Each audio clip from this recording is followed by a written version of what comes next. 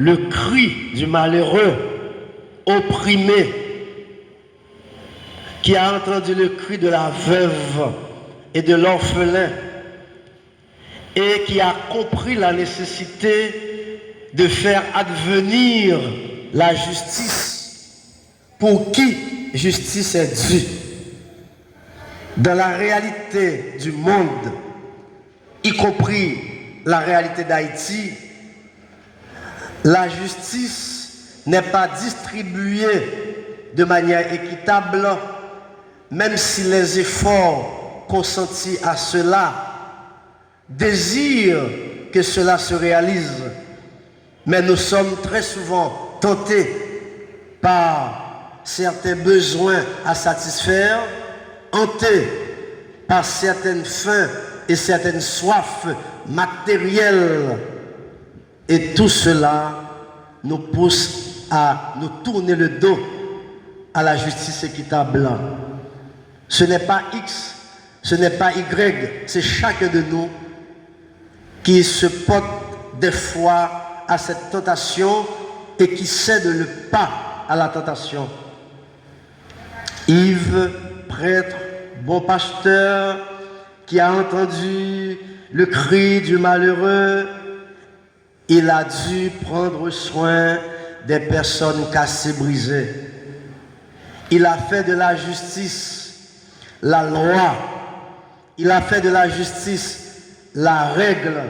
Il a fait de la justice la vie même de l'homme et de la femme. Dans la juridiction du Sud ou des Cailles, je ne sais comment dire, il est grand temps que l'on se demande où en est-on, où en sommes-nous. Parce que la question de la justice, c'est comme le processus du développement. On ne parviendra jamais pleinement à l'apogée de la justice, tout comme on ne parvient jamais pleinement à l'apogée du développement. Il y a toujours des degrés à atteindre qui sont inatteignables parce que incernables, parce que nous sommes des hommes et des femmes limités. Voilà pourquoi il nous faut nous référer à Dieu dans son infinie bonté, nous référer à Dieu dans son immensité incernable pour lui demander l'intelligence nécessaire. Et cela doit se faire à plusieurs niveaux. Premier niveau, qui laisse moyen pour me croire moins juste. Premier niveau, qui laisse moyen pour me croire moins juste. On ne peut qu'être juste en Dieu. Personne au monde, pas qu'à estomaquer pour le dire juste. L'homme ne peut pas être juste s'il n'est pas greffé sur Dieu.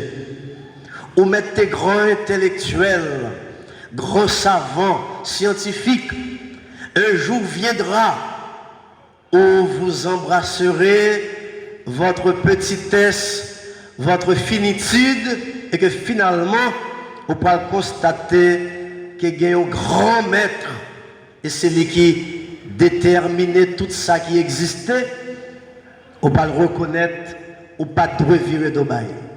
Donc, il y a un monde qui voulait rendre justice dans la société, il est forcément un croyant. Je ne vais pas dire un chrétien, un croyant. Un athée ne peut pas rendre justice parce que la justice découle de la justice divine. La justice que donne l'humain découle de la justice divine en un être suprême. Et cet être, c'est lui qui détermine la vie. C'est pourquoi cet Yves que nous célébrons aujourd'hui nous ouvre la voie à la croyance, à la foi, à la communication, à la fraternité, à la solidarité et surtout à la charité. C'est une contradiction pour nous avocats, l'IAT, et puis la célébrer ce tigre. C'est une aberration totale, un paradoxe sans nom pour l'avocat qui n'est pas dans mon Dieu et puis prendre ce tigre.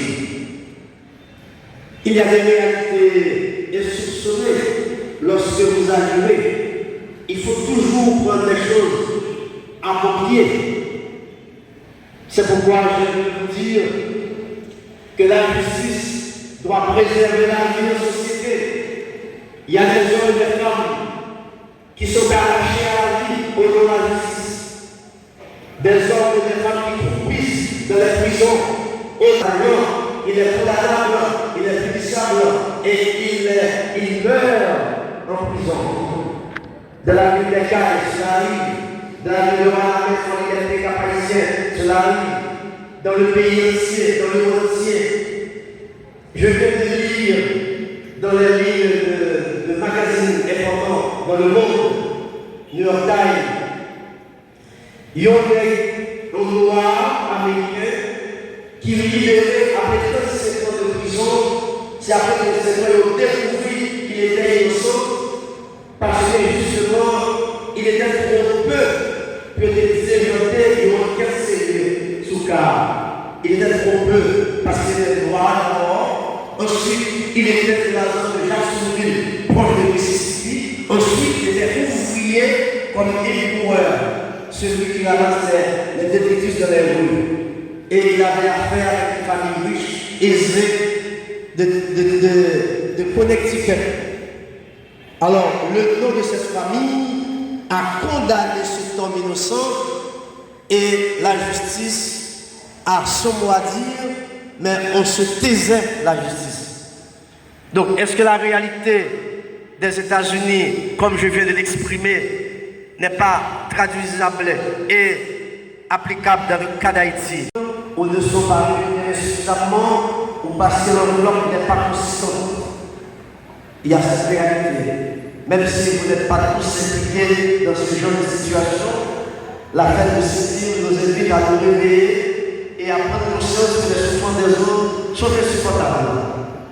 Moi, je connais plusieurs mondes dans un quartier, Massé, Ouad-Massé, et même Mathéo là, il y a deux parents qui viennent côté, qui disent mon père, petit bonne en prison, pour ça, on va connaître. Il y a ça qui est en prison parce que le dénoncé au l'autorité dans l'État et très souvent l'autorité de la justice qui a volé terre malheureux. Autorité de la justice qui a volé terre malheureux dans le cas. Ils ont bouché leur prison. Ils ont bouché leur prison parce qu'ils étaient souterrains dans le moment où ils devaient descendre des lieux. Comme éleveurs, comme cultivateurs de nos zones. Parce qu'on ne peut pas comprendre la réalité, il y a des notions, il y a des prison juste au diable. Et il y a des collaborateurs qui travaillent avec le charpentier. Il y a des parlements qui savent la faire. Moi, je dis que quelque chose dans un pays côté le dialogue est important. Dans un pays côté le dialogue est valeur. Dans un pays côté justice est distribuée. À qui justice est due? Dans un pays côté monde qui a côté monde, mais en Haïti, ce n'est pas le cas. Et on est senti moins impuissant devant la réalité ça. Donc ce matin, nous avons la joie de célébrer ce cycle, lui qui a vécu pleinement le commandement de l'amour de Dieu, en découvrant le pauvre dans le Christ, en découvrant le pauvre dans l'orphelin, mais en découvrant le pauvre dans l'orphelin, c'est le Christ qu'il découvre. En découvrant le Christ dans l'opprimé, en découvrant le Christ dans la personne rejetée, eh bien, il y a lieu de faire venir la justice. Yves Saint-Laurent disait éloquemment que n'importe autorité qui a pouvoir la justice, l'État doit plus faible que le plus faible qui existe. Voilà que c'est le contraire. Celui qui a le pouvoir de la justice est tellement fort qu'il fait pérenniser la loi disant la raison du plus fort est toujours la meilleure. faut contredire cette loi, si c'est une loi. Parce que ça devient loi aujourd'hui. C'est une maxime qui devient loi. Parce que quand on a de l'argent, on a le pouvoir. Quand on a de l'argent, on a la justice de son côté. Et ceux qui n'ont pas d'argent et qui sont innocents. Et ceux qui n'ont pas d'argent et qui méritent la justice. Ça semblait à parole de Saline, de répété dans la ville des Cayes ou dans le sud. Et les Africains, les Noirs, ceux qui ont lutté pour nous donner un pays, n'auront-ils donc rien en fin de compte? Cette parole est d'actualité jusqu'à aujourd'hui. Nous venons de célébrer les 223 ans de notre bicolore autour de l'unification, mais c'est la division. Autour de la fraternité, c'est la discrimination. Autour de la solidarité, c'est le sauve qui peut. Finalement, est-ce que les discours tiennent aujourd'hui encore? Et que devons-nous faire pour passer de discours à l'acte? J'ai envie de vous dire un dernier mot, et c'est une prière adressée à Saint-Yves. Saint-Yves, tu as été l'avocat des veuves et des orphelins. Saint-Yves, tu as été la providence de toutes les nécessités. Écoute aujourd'hui notre prière ici à la paroisse Saint-Eugène de la ville des Cayes, au cœur de la savane marginalisée. Obtiens-nous d'aimer la justice comme tu as aimé la justice toi-même. Fais que nous sachions défendre nos droits là où le droit n'existe pas pour tous, sans porter préjudice aux autres, en cherchant avant tout la réconciliation et la paix dans un monde où la guerre devient la loi, où la division et la haine font rage.